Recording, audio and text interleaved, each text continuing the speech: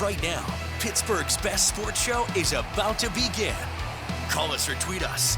We've got things to talk about on the Ireland Contracting Nightly Sports Call, powered by FanDuel Sportsbook. Welcome inside the Fan Cave, everyone. This is the Ireland Contracting Nightly Sports Call. Bob Pompeani joined here in studio. It's Chris Mueller of 90.37 The Fan, and we invite you to call us on the Bordas & Bordas hotline, which is 412-575-2600. This is the eve of the Masters. This is the eve of the first game in the majors, and this is also on the eve of Pittsburgh, New York Rangers.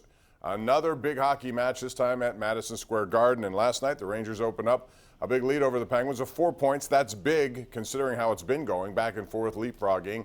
Chris, I got a lot of reaction last night on Twitter. I want to read some of it to you, and it's amazing. The Penguins lost to Colorado, and there's no shame in that. I mean, they played well in Denver, much better than I thought they did last night.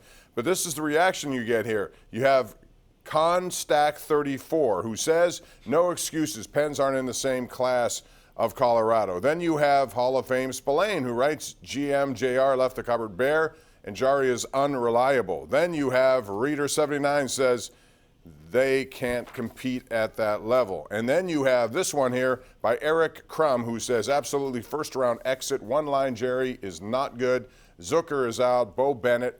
I mean, it's amazing, and I know Twitter is what Twitter is. But this is a team, the Penguins, who have played much better than I think a lot of people thought at the beginning of this season. They've had some injuries along the way, and I think they've played these teams rather tough. And if you're making conclusions based on one game, I mean, come on. It's a long hockey season, and I still think they can do some damage in the East. What about you? Well, I have so many directions that I want to go. First off is, Bob, off topic here, but we've got time. Let's let this one breathe. 15 maraschino cherries on top of vanilla ice cream and chocolate syrup at the game last night? 15! Why is that so bad here? Why has that become a topic? I don't understand.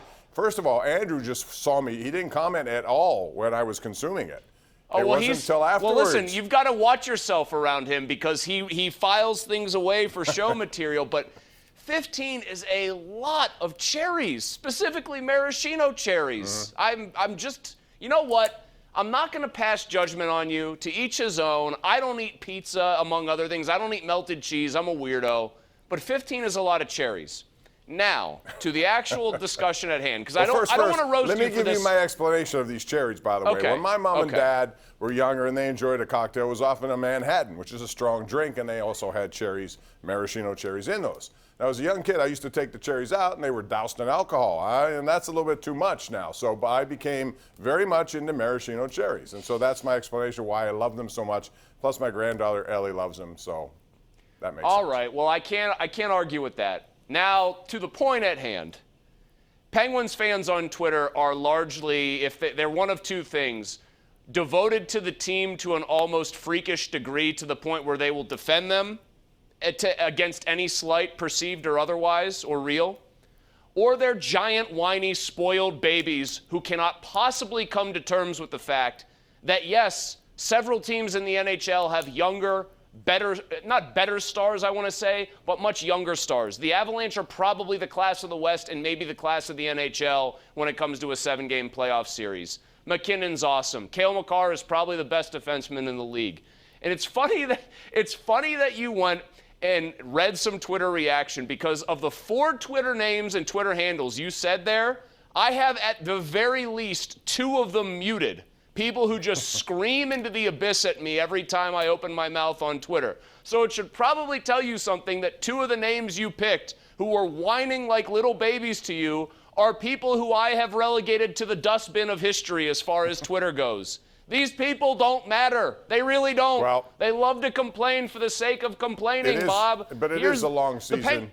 And like I said, I've seen... Crosby's 34 and Malkin's 35. Like, what do people expect? Seriously, I'm serious. Well, I mean, you can't just say after one game or 2 games against Colorado that they're done. I thought they played very well in Denver and could have won that game, maybe should have won that game. The other thing is, best of 7, anything can happen. They're a skilled team, they're an experienced team, and it will come down to goaltending. One of the reasons why I don't like Colorado to win it all is because of Darcy Kemper.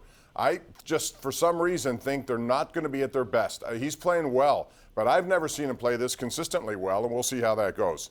We're up against a break. When we come back, Chris, I want to get into other stuff. We have phone calls coming, 412-575-2600.